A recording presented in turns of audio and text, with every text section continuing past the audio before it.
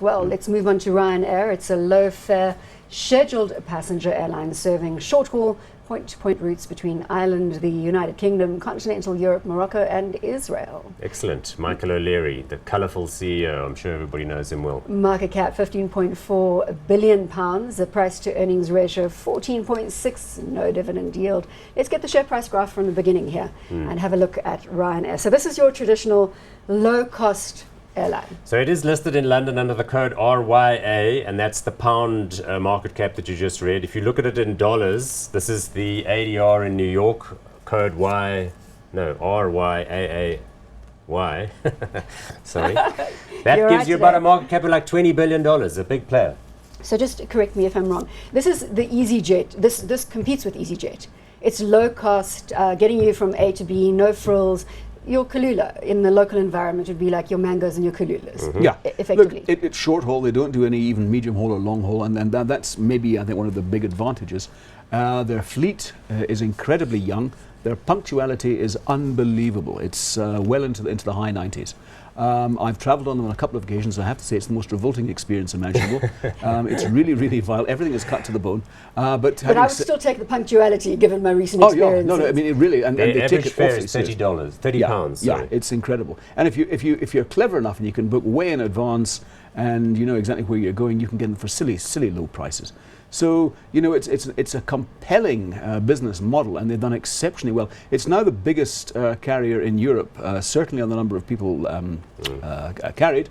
I'm not sure about profitability. It's probably there as well. Margins must be low, are they? Profit track record is good. What I mean by that is not to comment on their margins, but just to say that its revenue has grown every year for the last 7 or 8 years. But margins would be low, volume would be high from a passenger perspective. Because in the 1980s, they were the ones that went to war with British Airways and Aer Lingus, flying flights from secondary airports in Ireland into places like Gatwick and Luton. So that's the way it works. They don't fly you from Heathrow to Schiphol. They fly you from Gatwick to some other regional airport that's somewhere between the two.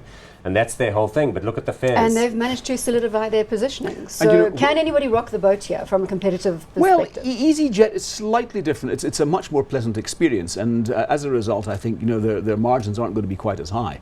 But just to endorse what Paul says, when you arrive and take off from the airport, you don't go into a tube, even when they have tubes. You go down the steps and you walk on the tarmac. It's cutting costs everywhere. You remember, Michael O'Leary is famous for starting controversies to get media attention. He was the one who came up with the idea that you're going to have to pay £1 to go to the loo when you're on the aeroplane. And it was called the pay per poo option. And then there was a massive media hullabaloo, and then they said, oh, no, we were just joking. That wasn't real. We never planned to do that. And then a couple of years later, he said, no, they're going to have pay-per-view porn on the airplane. Because, hotels do it, so why shouldn't you have it on an airplane? Hence his you can see what I mean. controversial reputation. The other thing that is important here from that future of travel session that I did is that millennials are going to make up the biggest part of the traveling contingent going forward. And there's an interesting phenomenon in that they don't want to pay up for the travel arena. So they don't want to pay for the flights, but they will pay for the accommodation. So it falls into this, getting from A to B at the lowest That sounds like a net point. negative for the industry, though, because it's always difficult when your customers are very price sensitive. Much better to be in an industry where they're not. A net negative for the industry, but a net positive for Ryanair. Yeah. If somebody wants to get from A to B at the lowest cost possible, then this is the airline to be talking to. Definitely. Hot or not? Hot, extremely hot.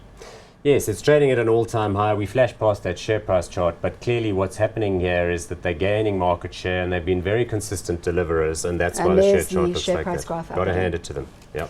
Hot, Paul. So just remind me, have we called hot across the board? I think so. Yep. So far, so good.